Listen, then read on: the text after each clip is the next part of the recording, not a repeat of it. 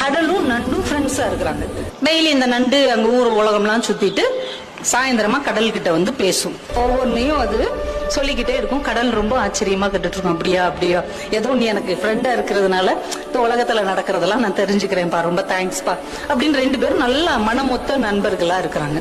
ஆனா இந்த நண்டுக்கு ஒரு குணம் என்னன்னா, அந்த கடற்கரையில அது நடந்து வரும்ல, நடக்கும்போது அந்த கடற்கரையில அதோடைய சுவடு பதியும். அது பாக்குறதுக்கு நட்சத்திரம் மாதிரி அழகா இருக்கும். அதனால அதை நின்று அதை ரசிச்சுக்கிட்டே வரும். தன்னுடைய வலைக்குள்ள நுழையறதுக்கு முன்னாடி திரும்பி பார்க்குமா, இந்த கடல் அலைய வச்சு அதை உடனே அழிச்சிரும். இது ஒவ்வொரு நாளும் நடக்குது. இது வரவங்கள படக்கு படக்குன்னு அதை அழிச்சிருது. இந்த நண்டுக்கு மனசு என்னமோ பண்ணுது.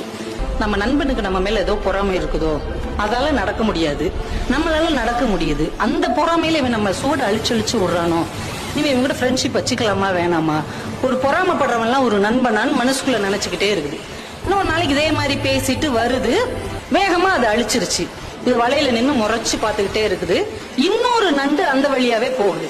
சரி, நம்ம சூடத்தான் இவன் அழிக்கிறான், அந்த எதிரியோட இன்னொரு நண்டோடைய சுவடை அழிக்கிறான்னு பார்ப்போம்னு பார்த்துக்கிட்டே இருக்குது. அந்த நண்டோடைய சுவடை இதை அழிக்கவே இல்லை. அந்த நண்டு ஹாயா நடந்து அந்த பக்கம் இருக்கிற ஒரு வலைக்குள்ள போகுது.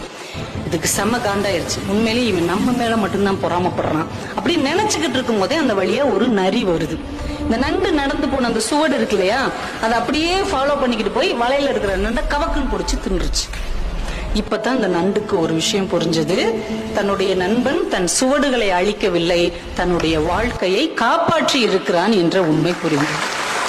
உடனே ஓடி வந்து மறுபடியும் அந்த கடற்கரையில் எழுதுச்சு, முன்பே காப்பான் அன்பே நட்புன்னு எழுதுச்சு. அதையும் அந்த கடல் படிச்சுட்டு உடனே அழிச்சிருச்சு. தன்னுடைய நட்பு கெட்டாலும் பரவாயில்லை, நண்பன் கெடக்கூடாது என்று யார் நினைக்கிறார்களோ அவர்கள் தான் உண்மையான நண்பர்கள். அப்போ உண்மையான நண்பர்கள் உங்களை சுற்றி இருக்கிறாங்களா அப்படின்னு பாருங்க. அப்படிப்பட்ட உண்மையான நண்பர்கள் உங்களுக்கு அமைந்தார்கள் என்றால் அவர்களை தக்க வைத்துக் கொள்ளுங்கள். ஏன்னா நம்ம வாழ்க்கையில ரொம்ப தடுக்கி விழுகிற இடம் இந்த நட்பாகத்தான் இருக்கும். இந்த நட்பு நல்ல விதமா அமைஞ்சிச்சுன்னா நீங்க வாழ்க்கையில வேற உயரங்களுக்கு நீங்க போக முடியும். அதே நட்பு கொஞ்சம் ஏறுக்கு மாறாக அமைந்து விட்டால் நம்ம எங்க போய் நிற்போம் அப்படிங்கறதே நமக்கு தெரியாது.